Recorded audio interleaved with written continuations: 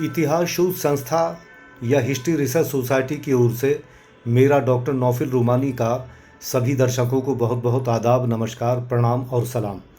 प्यारे भाइयों, आपको याद है कि मैंने इससे पहली वीडियो में किठौर के 3 महान क्रांतिकारियों और स्वतंत्रता सेनानियों के जीवन परिचय को आपके सामने प्रस्तुत किया है। और वो 3 महान क्रांतिकारी और स्वतंत्रता सेनानी जिन्होंने किठौर की सरजमीन पर जन्म लिया, यहाँ की धरती पर उन्होंने जन्म लिया, वो थे जिनका मैंने जिक्र किया था।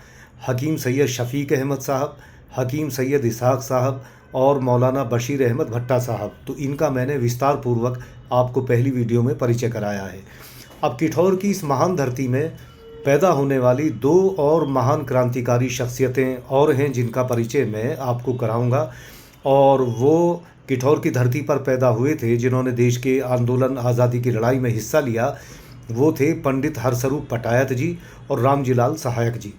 तो पंडित हरस्वरूप पटायत जी किठौर में एक ब्राह्मण पंडित परिवार में पैदा हुए और पैदा होने के बाद वो जब अपने युवा काल में थे, अपनी जवानी के समय में थे, तो उसी समय देश में महात्मा गांधी के नेतृत्व में आज़ादी का आंदोलन अपने चरम सीमा पर चल रहा था।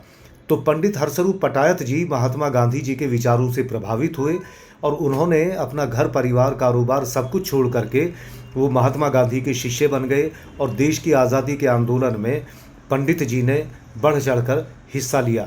पंडित जी के बुलावे पर ही और हकीम सैयद शफ़ीक अहमद साहब के बुलावे पर ही महात्मा गांधी किठौर में आए आज़ादी से पहले।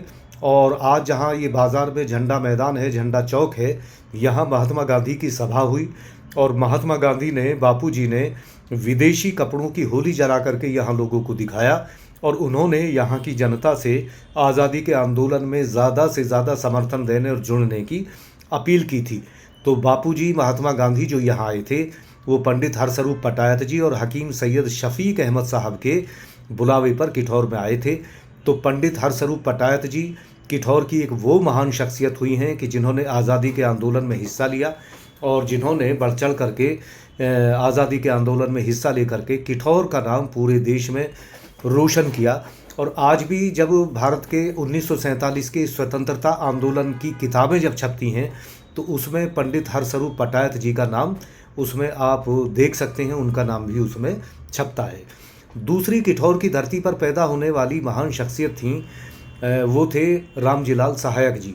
रामजीलाल सहायक दलित परिवार में पैदा हुए, मोहल्ला हरिजनों वाला में वो पैदा हुए थे।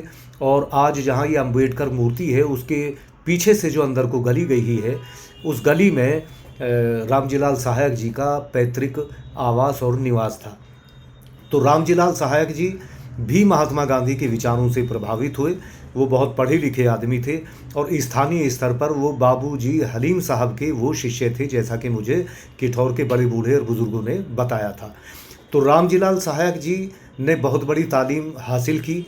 उन्होंने एमए किया और एलएलबी किया और पीएचडी की। रामजीलाल सहायक जी का जो प्रोफाइल मैंने पढ़ा, जो मेरे पास है, जो विधानसभा उत्तर प्रदेश से रामजीलाल सहायक जी का जो जीवन वृत्त प्रकाशित हुआ है, तो उसमें ये लिखा हुआ है कि आप बहुत पढ़े लिखे व्यक्ति थे और रामजीलाल सहायक जी बहुत बड़े कवि भी थे। और रामजीलाल सहायक जी कवि होने के साथ साथ एक बहुत बड़ी संगीत की समझ भी रखते थे। ये उनकी जीवनी में ये बात लिखी हुई है। तो रामजीलाल सहायक जी भी महात्मा गांधी के विचारों से प्रभावित हुए और उन्होंने देश की आज़ादी के लिए लड़ाई लड़ी, देश के स्वतंत्रता आंदोलन में उन्होंने हिस्सा लिया। और 1947 में जब देश आज़ाद हो गया तो 1952 में रामजीलाल सहायक जी हस्तिनापुर से विधानसभा का चुनाव लड़े, वहाँ से वो विधायक बने, विधानसभा का चुनाव वो जीते। उसके बाद वो सिवाल खास से विधानसभा का चुनाव लड़े, वहाँ से भी वो जीते। और मवाना विधानसभा से भी रामजीलाल सहायक जी विधानसभा का चुनाव लड़े और वहाँ से भी वो विधायक बने। तो इस तरह से लगभग 3 बार अपने जीवन में रामजीलाल सहायक जी विधायक बने।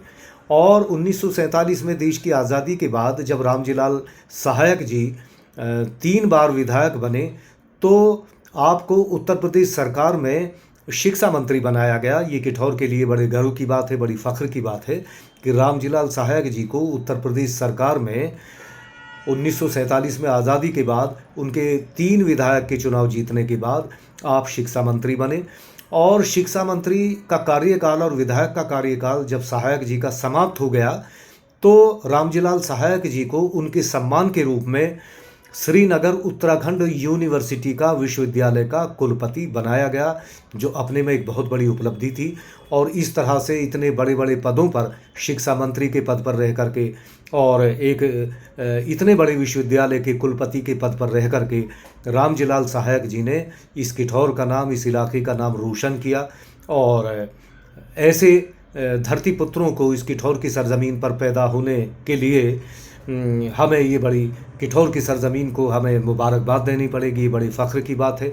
और आज हमें दोनों ही शख्सियतों को, पंडित हरस्वरूप पटायत जी, रामजीलाल सहायक जी, आज हमें उनको भावभीनी श्रद्धांजलि अर्पित करनी चाहिए।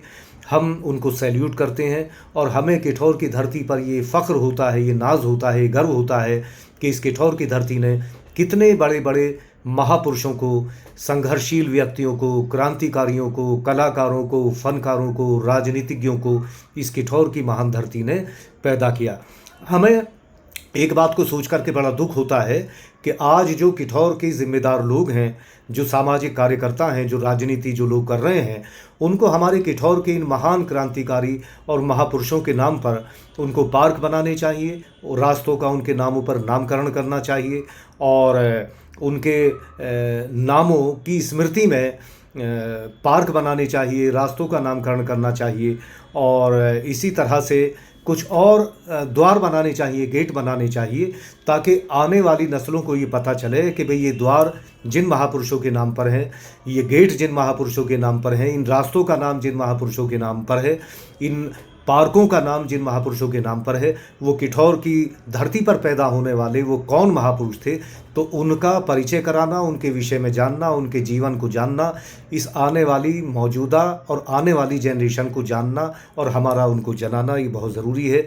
तो इसी के साथ मैं इस वीडियो को समाप्त करूँगा। नमस्कार, जय हिंद, जय भारत।